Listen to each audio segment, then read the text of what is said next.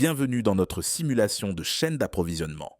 Dans cette vidéo, nous allons vous expliquer comment fonctionne le jeu en prenant l'exemple du grossiste. Dans le jeu, vous aurez un client et un fournisseur. Dans mon cas, le client est le magasin et mon fournisseur est le distributeur.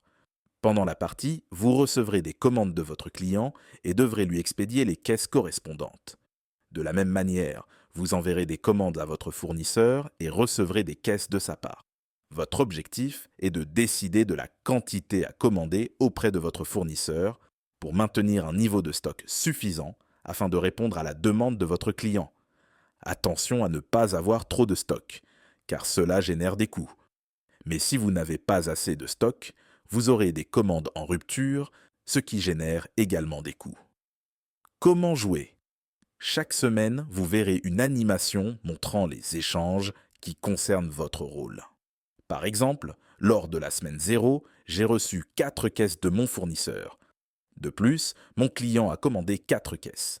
Comme j'avais suffisamment de stock, j'ai pu expédier ces 4 caisses. J'ai commencé avec 12 caisses en stock, j'en ai reçu 4 et expédié 4. Donc à la fin, j'ai toujours 12 caisses en stock.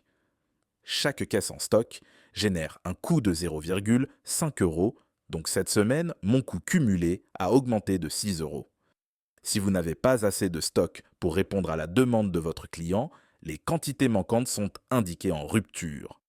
Ces quantités devront être livrées plus tard, votre client les attendra. Les commandes en rupture coûtent un peu plus cher que le stock, 1 euro par caisse et par semaine. Après l'animation, c'est à vous de décider combien commander à votre fournisseur. Notez que la livraison prend 3 semaines, donc une commande passée à la semaine 0 sera livrée à la semaine 3.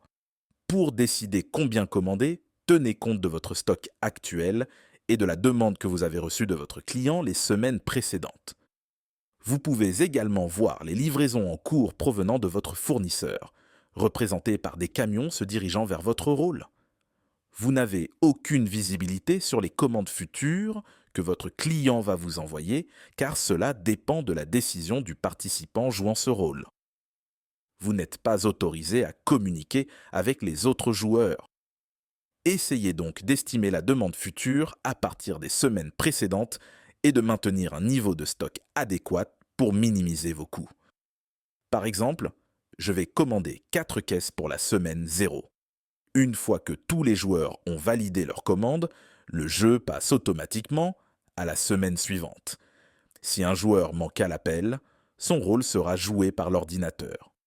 Vous pouvez voir la semaine en cours en haut de l'écran.